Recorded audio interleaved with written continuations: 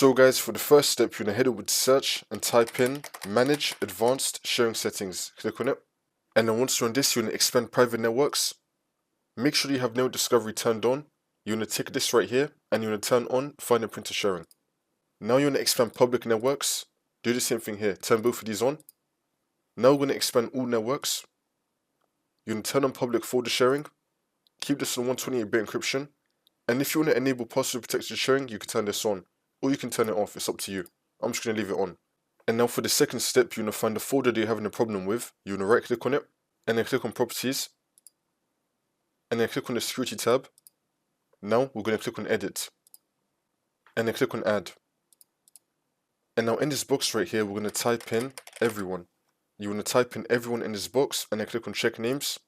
And now everyone's going to be underlined. Now you're going to click on OK. And then once you're on this, you're going to select everyone. Now you're going to select full control, allow. So where it says full control, under permissions for everyone, you're going to click on this. You're going to tick this, which will now tick everything else. So make sure that everything here is ticked and then click on OK. And then once you've done that, we're now going to click on the sharing tab. Now you're going to click on share. And then once you're on this, in this box right here, you're going to type in everyone. And then click on add. And now everyone should be added. Now once you have everyone, you now want to click right here on the arrow. Make sure that you have the permission level set to read-write. So everyone, read-write. Now you're going to click on share.